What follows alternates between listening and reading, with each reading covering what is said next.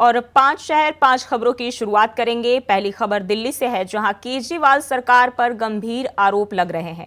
आरोप है कि दिल्ली सरकार के अधीन आने वाले अस्पतालों में नकली दवाइयां मिल रही है, जिसको लेकर एलजी ने सीबीआई जांच के आदेश दिए हैं। वहीं दूसरी खबर रामपुर से है, जहां सेशन कोर्ट के फैसले के बाद फिर आजम के परिवार की मुश्किलें कम होने का नाम नहीं ले रही है। सजा के खिलाफ आजम खान की अपील को सेशन कोर्ट ने खारिज कर दिया है। बात करें तीसरी खबर की तो फतेहपुर से है, जहां अवैध खनन का खेल लगातार जारी है। भारी बूम मशीनों से मोरम का खनन किया जा रहा है। वहीं चौथी खबर कोरोना से जुड़ी हुई है, जहां नए वेरिएंट JN1 के चलते पूरे देश में अलर्ट जारी किया गया है। देश में बीते 24 घंटे में कोरोना के 423 नए केस सामने आए हैं।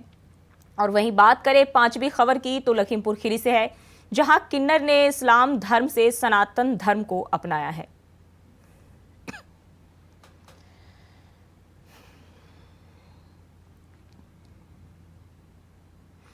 दिल्ली सीएम अरविंद केजरीवाल पर गंभीर आरोप लगाया गया है। दरअसल अस्पतालों में दी जाने वाली दवाइयों के टेस्टिंग लैब में फेल होने की बात बताई जा रही है। दिल्ली सरकार के अस्पतालों में मिलने वाली दवाइयों की जांच के आदेश एलजी ने सीबीआई को दे दिए हैं। दिल्ली सरकार का एक और नया घोटाला सामने आया है। इस बार है दवा घोटाला। अरविंद केजरीवाल सरकार का ऐसा कोई डिपार्टमेंट नहीं है जिसके अंदर भ्रष्टाचार नहीं हुआ हो। शीश महल, लिकर स्कैम, जल बोर्ड, डीटीसी, ऐसे कई डिपार्टमेंट हैं जिसके अंदर घोटाले ही घोटाले हुए हैं। इस बार दवा घोटाला सामने आया है, जिसकी रिकमेंडेशन जांच की सीबीआई को लेफ्टिनेंट गवर्नर के द्वारा दे दी गई है। भारतीय जनता पार्टी इसका स्वागत करती है, लेकिन सवाल यह है कि दिल्ली वालों की जान से खेलने वाले अरविंद केजरीवाल कब सामने आकर अपने मंत्री को बर्खास्त करेंगे। सवाल यह उठता है कि आपने दवा के नाम पर जिस प्रकार से नकली दवाइयां खरीदी हैं, ये दिल्ली की जनता की सेहत के साथ खिलवाड़ है। इसको माफी लायक नहीं है। मैं मांग करता हूं तुरंत से तुरंत अरविंद केजरीवाल अपने स्वास्थ्य मंत्री को बर्खास्त करें और जो जांच हो रही है उसका सहयोग करें। और इसी खबर पर ज्यादा जानकारी के साथ दिल्ली से अजय चौहान हमारे संवाददाता लाइव जुड़ गए हैं। अजय, केजरीवाल सरकार पर अस्पतालों में दी जाने वाली दवाइयां टेस्टिंग लैब में फेल होने के गंभीर आरोप लगाए गए हैं, क्या है मामला?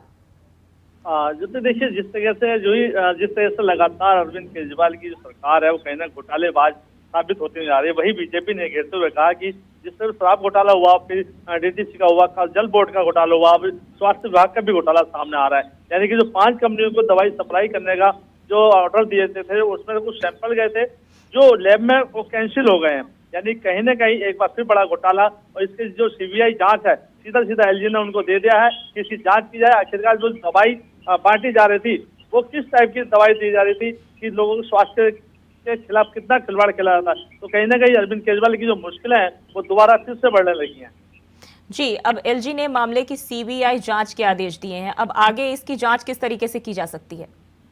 देखिए, अब तथ्य है जो जांच रिपोर्ट से जो सैंपल आए हैं उसके आधार पर जांच की जाएगी। इसमें कंपनियां लगेंगी, इसमें और भी कई सैंपल लिए जाएंगे। जहां जहां अस्पतालों के अंदर जो दवाई सप्लाई की जाती थी उसको लेकर भी जांच की जाएगी। अब केजरीवाल जो है मुश्किल में है, लेकिन साफ साफ बीजेपी ने कहा कि अपने मंत्री का इस्तीफा कब मांगेंगे। यानी कि कहने के अब स्वास्थ्य जो आम आदमी पार्टी है वो मुश्किल में है। अब देखना यही होगा कि जांच कहाँ तक चलती है और कब तक पहुंचती है और केजरीवाल इस पर क्या बयान देते हैं, क्योंकि केजरीवाल पहले से 10 दिन के लिए दिल्ली से बाहर है। अब देखना यह होगा कि स्वास्थ्य मंत्री की तरफ से, सौरभ भारद्वाज की तरफ से क्या बयान आता है या आतिशी की तरफ से क्या बयान आता है, ये देखने वाली बात होगी। अब जी, किन किन अस्पतालों से सैंपल लिए गए हैं और क्या बाकी के जो अस्पताल बचे हुए हैं वहां भी छानबीन हो सकती है? देखिए, अभी 4-5 अस्पतालों से सैंपल लिए गए थे जो पहले ही जो सूचना मिली थी। और बता दें कि जो सूचना जा रही थी लगातार की दवाइयों में कुछ घोटाला है, कुछ दवाइयां नकली इस टाइप की आ रही हैं जिससे कि समस्या खड़ी होती है। लेकिन बता दें कि जो वहाँ के मरीज थे उनकी शिकायतें भी कई बार गई हैं। जो बीजेपी साफ साफ कह रही है कि उनकी शिकायत पर ही कार्रवाई की गई थी और इसकी जांच कराई गई थी, जो कि वो फेल हुई है। तो अब देखिए, एलजी है दिल्ली के, उन्होंने इसका आदेश दिया है। अब सीबीआई कहाँ तक इसकी जांच करती है और किस एंगल से जांच करेगी। बाकी जो अस्पताल बचे शायद वहां से भी जो ऑर्डर थे, जो दवाई अभी स्टोर में पड़ी हुई है, उनकी जांच की जाएगी। बहुत बहुत शुक्रिया आपका तमाम जानकारी के लिए। और खबर रामपुर से है, जहां सेशन कोर्ट के फैसले के बाद फिर आजम के परिवार की मुश्किलें कम होने का नाम नहीं ले रही है। बता दें कि मामले में पूर्व पारित दंडादेश को सेशन कोर्ट ने बहाल कर दिया है। वहीं सजा के खिलाफ आजम खान की अपील को सेशन कोर्ट ने खारिज कर दिया है। बता दें कि एमपी एमएलए कोर्ट की सजा के फैसले के खिलाफ सेशन कोर्ट में आजम खान के अधिवक्ताओं ने अपील की थी। सेशन कोर्ट ने निचली अदालत के फैसले पर अब अपनी मुहर लगा दी है। आज जो मोहम्मद आजम खान, अब्दुल्ला आजम खान और तंजीम फातिमा के विरुद्ध जो है एमपी एमएलए विशेष न्यायिक मजिस्ट्रेट के न्यायालय के द्वारा जो 7 वर्ष की सज़ा हुई थी, जिसके अपील तीनों लोगों के द्वारा विशेष सत्र न्यायाधीश एमपी एमएलए के न्यायालय में की गई थी, उस अपील पे आज निर्णय आना है।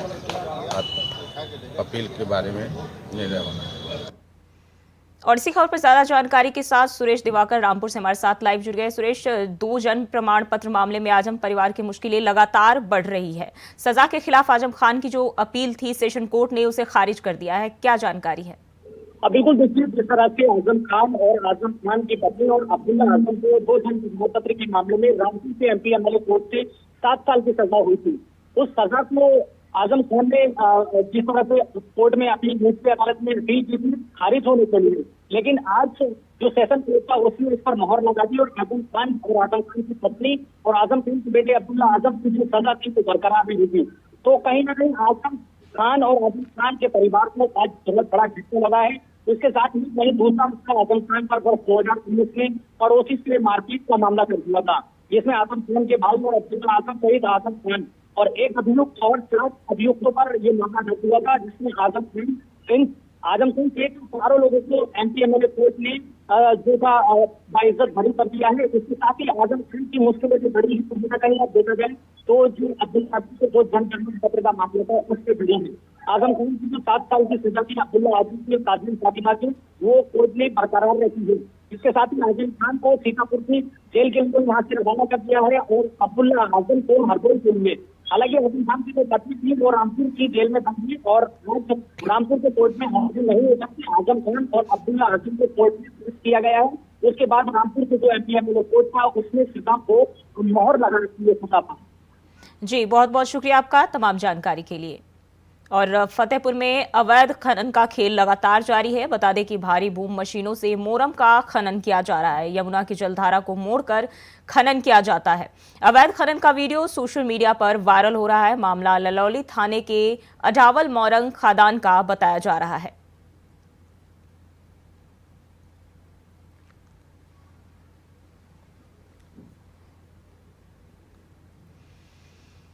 और इसी खबर पर ज्यादा जानकारी के साथ पुतुल पंडित हमारे साथ लाइव जुड़ गए हैं। पुतुल, अवैध खनन का खेल जो है लगातार जारी है, जिसका वीडियो भी सामने आया है, क्या है पूरा मामला? जी, बता दें आपको पूरा मामला फतेहपुर जिले के ललौली के अरावल खंड 11 का है, जहां पर वीडियो वायरल हुआ है। वीडियो वायरल होते ही माफियाओं में हड़कंप मच गया। आपको बता दें, जिला प्रशासन द्वारा कार्रवाई तो की जाती है, मगर खनन माफिया अपने कारनामों से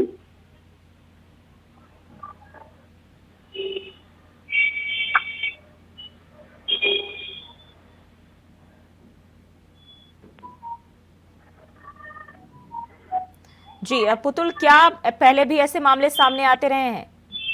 जी, लगातार जिला प्रशासन द्वारा कार्रवाई तो की जाती है, मगर खनन माफिया अपने रवैये से बाज नहीं आते हैं। जीपीआरएस आप वीडियो में देख सकते हैं किस तरह से खनन माफिया खनन कर रहे हैं। नदी के बीच से लाल सोना को निकाल रहे हैं और प्रशासन द्वारा सिर्फ खानापूर्ति की जाती है। जी, इस अवैध कारोबार में कौन कौन से लोग शामिल है, क्या कोई नाम सामने आया है? यदि बात की जाए तो लगातार इससे पुलिस विभाग भी सम्मिलित है, क्योंकि दरअसल कहीं ना कहीं पुलिस विभाग द्वारा भी इस कार्य में सम्मिलित पाया गया है। जी, बहुत बहुत शुक्रिया आपका तमाम जानकारी के लिए। और कोरोना के नए वेरिएंट JN1 के चलते पूरे देश में अलर्ट जारी किया गया है। उत्तर भारत के यूपी में कुछ मामले सामने आए हैं, लेकिन अब तक पंजाब, हरियाणा और हिमाचल प्रदेश में कोरोना के नए वेरिएंट का कोई भी मामला सामने नहीं आया है। प्रदेश में भी स्वास्थ्य विभाग सतर्क हो गया है। सूबे के सबसे बड़े अस्पताल और मेडिकल कॉलेज आईजीएमसी में तैयारियां हो गई है। शिमला के आईजीएमसी अस्पताल में कोरोना के टेस्ट हो रहे हैं। बता दें कि देश में बीते 24 घंटे में कोरोना के 423 नए केस सामने आए हैं। इस दौरान आए संक्रमण से 4 लोगों की मौत भी हुए हैं और इसके चलते महामारी से मरने वालों की संख्या बढ़कर अब 5 लाख के पार हो गई है।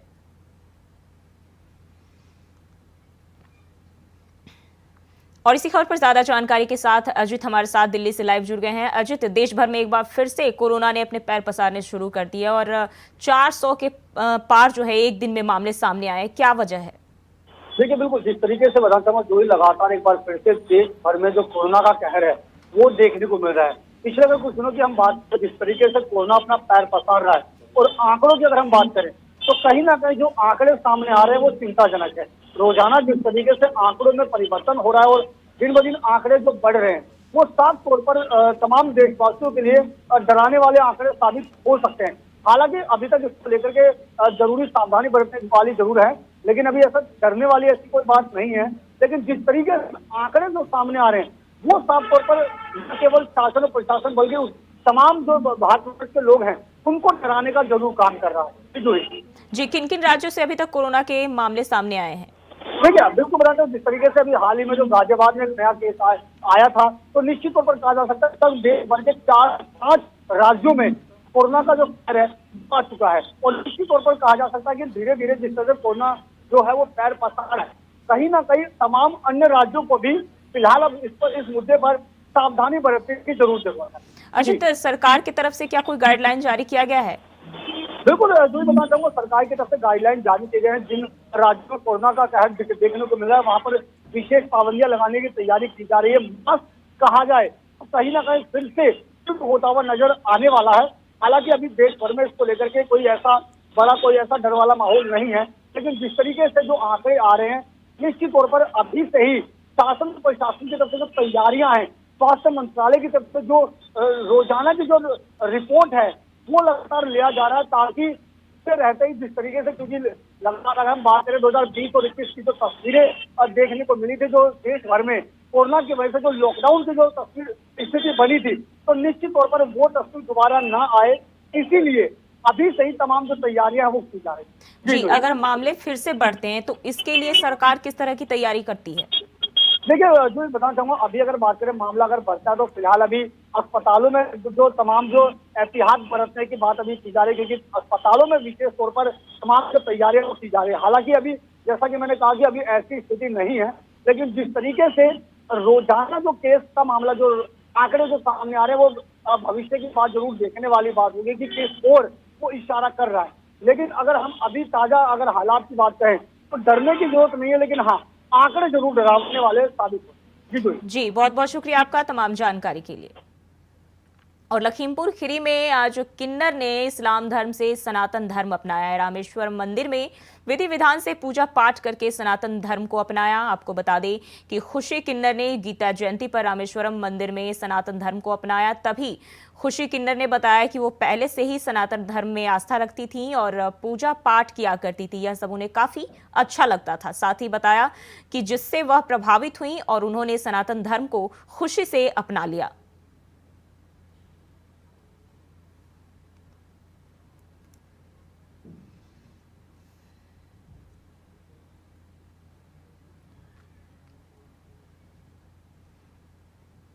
और इसी खबर पर ज्यादा जानकारी के साथ लखीमपुर से राम जी हमारे साथ जुड़ गए। राम जी, रामेश्वरम मंदिर में विधि विधान से पूजा पाठ करके किन्नर ने सनातन धर्म को अपनाया है, क्या जानकारी है?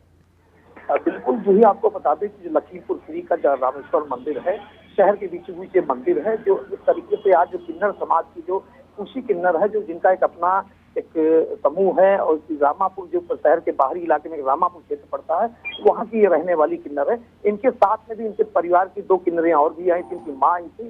वहीं आपको बता दें जो खुशी किन्नर है, इससे पहले जो इस्लाम धर्म में रहती थी, इस्लाम धर्म में इस्लाम धर्म की चीजें उनको अपनाती थी, लेकिन खुशी किन्नर का ये भी कहना था कि हम जब से जो सनातन धर्म है इसमें अपना एक आस्था मेरी थी, हम जिस तरीके से पूजा पाठ हम शुरू से भी करते आ रहे हैं। हमारी बात भी हुई, खुशी किन्नर से बात हुई और जो ब्राह्मण थे, जो मंत्र वैदिक उपचार से जिस तरीके से एक बड़ा एक हवन किया गया था रामेश्वर मंदिर में और पूजा अर्चना की गई थी। घंटों पूजा अर्चना करने के बाद जो खुशी किन्नर को भगवान शिव जी का दर्शन कराया गया, जलाभिषेक पेश कराई गई और उसके साथ में मंत्रों का उच्चारण कराया गया। और खुशी का अगर देखा जाए तो खुशी का ठिकाना भी नहीं लग रहा था। जिस तरीके से जो खुशी किन्नर के जो लोग थे, जो लोग आए थे, इनके कुंबे के लोग आए थे।